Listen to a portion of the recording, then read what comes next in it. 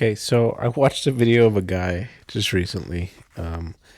He was talking about midlife crisis. He's 50 something, and I'm almost 60. And I'm gonna go do this racetrack, and I got myself fitted for a freaking race suit, and I ride my bike, for work because the SUV is just so much in gas. And I tried to get a job just recently, and I was told it's the slow season and nobody's hiring right now, and put my resume in. And I'm like, dude, I'm 6 years old. I don't need a lot, right? I don't need to do a whole bunch or be, a lot. I'll help with the mechanic, I'll do a little bit of bitch work in a sense.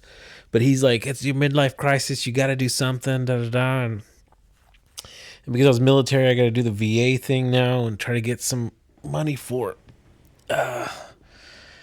some of the injuries, the knees and the shoulder. And I'm just like, I feel like I'm taking advantage, but at the same time, you served your country and you got to get a little bit from it. I pay so much in taxes and I pay so much in, what is it called? What the fuck is it called? Day to day, right? And I'm over here suffering with the system, and I know everybody is, but, I still volunteered to go fight these wars for politicians I didn't vote for. And when I started teaching, I told the kids, I was like, dude, don't join the military. If you're going to join the Air Force, but don't join the military because these politicians don't care about you. Just like, we learned recently, these millionaires and billionaires don't care about us. They could care less that we exist. And I was watching something about Vegas doesn't care that we even come or don't come because they're making money other ways. And I was like, man, it's all going against all of us, right? Like, it's just kind of one of those things. So going back to it, I saw this guy. He said, midlife crisis, you got to change it up. You got to do something. He was from Britain or something, and he drove through France all the way down to Istanbul or something, or Constantinople, depending on, what kind of history person you are. And he made a point, right? Like, you go out, do what you're going to do. Like, even if you're 20, you're not guaranteed tomorrow. And with this accident that I got, I see it as I died during an accident, and everything else that's going on right now is just extra time that I gotten. And I was talking to somebody at work, and they're like, "Oh, you got a motorcycle? You already almost died this last time. Are you trying to die?" And I was like, "You're crazy." And I was like, "I guess so," but it was just one of those things that I can't just sit here and not. I got 3 days off a week. I'm not making any money at this job. And I thought, you know what? I should at least try to have some fun, try to do a little bit of stuff here and there, because I get, $200, $300 a week from my paycheck. And they cut our hours from like 38 to 20, 21, 18 hours. Like, a couple of people have 12 hours, and I think this last go week, they asked me like, hey, can you stay a little bit later? And I was like, no, I got my kid this weekend. And, it's not a lot that I get my kid every single weekend. I'd rather spend time with him, rather spend time riding the motorcycle.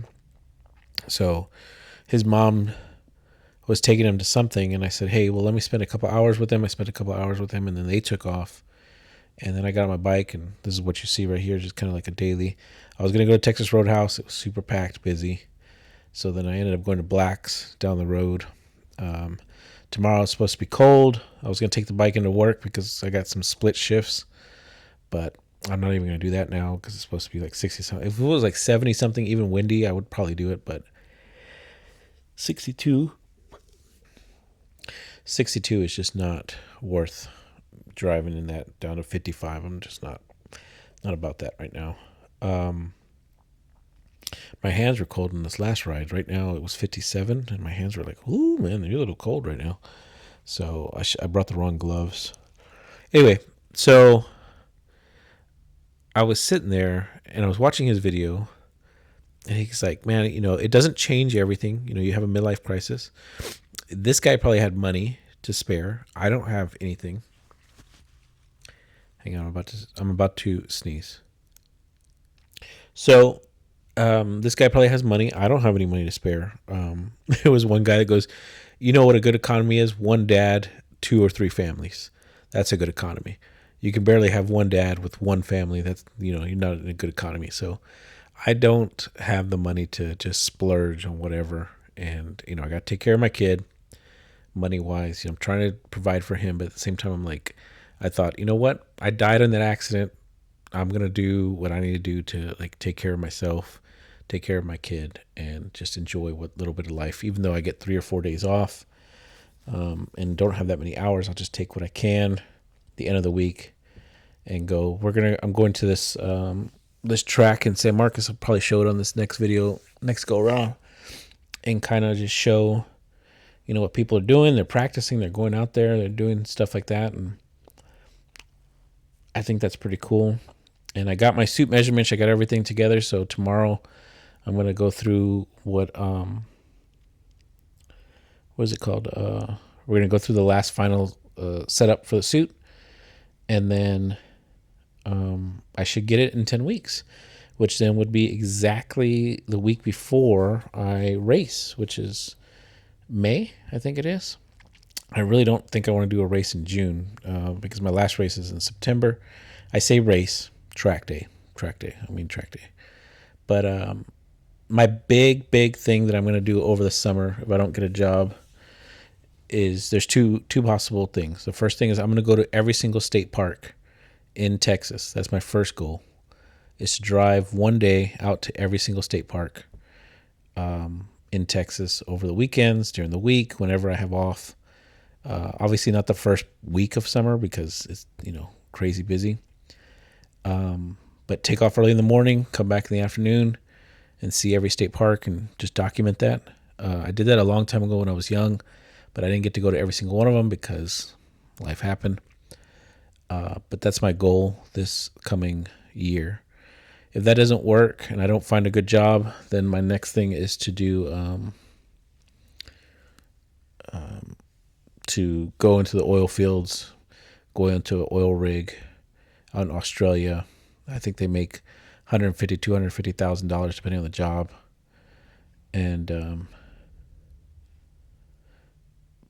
call it quits after that. Right? If I make $250,000 for 6 months or a year, I come back and I'll be done. I'll definitely retire.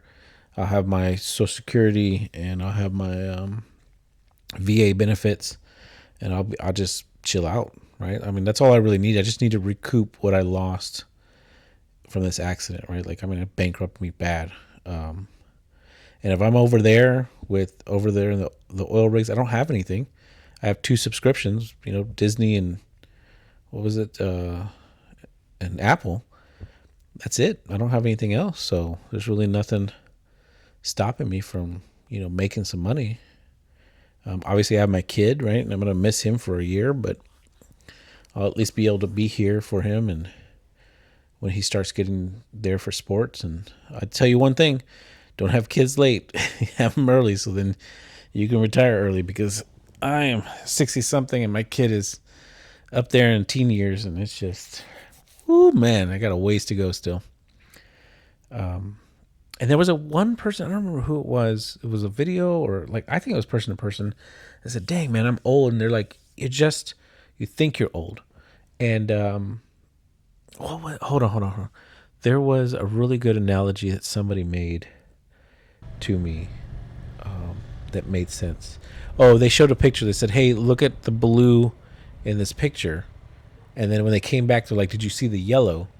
And you're like, no, I didn't see any yellow. And they're like, because you focus so much on just the blue things, you miss the other stuff. So if you focus so much negatively or positive or whatever it is you're focusing on, you're missing other things. So I decided to step back and figure out what that was that I was missing, right? Like, what was happening overall in general, and can I fix it? What can I do to enjoy what's left of this life, this little bit that's given to me? I think I have like 60 summers left, or no, hold on, 60 Sundays left or something like that, or I don't remember what it was. It was something weird. It was like a low number of Sundays left, and I've used up most of everything I've done. So I ran into a guy at the motorcycle, and I said, hey man, you cry once, right? You purchase it, you cry once, and then you move on. You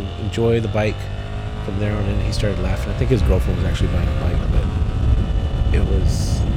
it was a weird saying. Somebody said you buy it once, you cry once, or you do the sacrifice once, you cry once, and then you're happy there. I don't know, but I don't. I feel like it's a little bit of 2009, 2008, 2007 kind of feel, where everybody's in this euphoria and they're not ready for the hit, right? Like they're not ready for like this huge crumble that's about to hit their pocketbooks or whatever. That's why I kind of want to just enjoy what's left in my life. And if I go